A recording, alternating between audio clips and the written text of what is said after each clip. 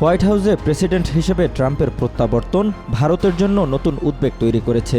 ভারতীয় পণ্যের ওপর উচ্চ শুল্ক আরোপে ট্রাম্পের হুমকি ও যুক্তরাষ্ট্র থেকে 18,000 ভারতীয়কে ফিরিয়ে আনার সিদ্ধান্তে এখন অনেকটাই কোণঠাসা মোদি সরকার। ফলে সাম্প্রতিক পরিস্থিতি বিবেচনায় দ্বিপাক্ষিক সম্পর্ক উন্নয়নে ট্রাম্প মোদি বৈঠক আয়োজনে ব্যাপক তৎপরতা শুরু করেছে ভারত।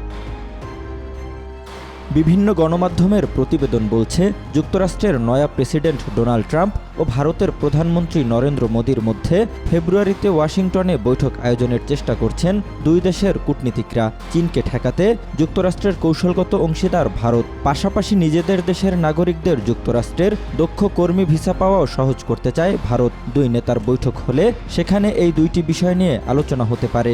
এছাড়াও সম্ভাব্য ওই বৈঠকে প্রযুক্তি ও প্রতিরক্ষা খাতে অংশীদারিত্ব বৃদ্ধি নিয়েও আলোচনা হবে বলে ধারণা করা হচ্ছে।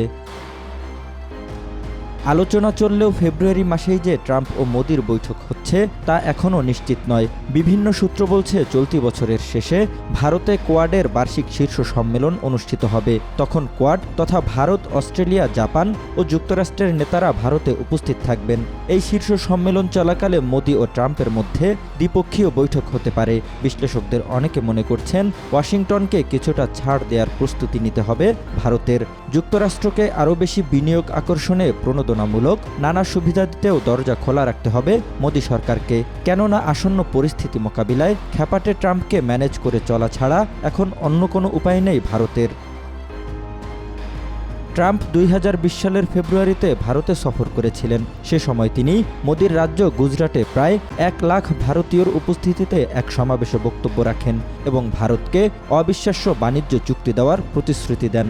ফলে ট্রাম্প কড়া কোনো পদক্ষেপ নেয়ার আগে দুই নেতার মধ্যে সফলভাবে একটি বৈঠকের আয়োজন করা গেলে তা দেশ দুটির দ্বিপাক্ষিক সম্পর্কের ক্ষেত্রে ইতিবাচক প্রভাব রাখতে পারে বলে মনে করছেন বিশ্লেষকরা। জহিরুল ইসলাম, আজকাল।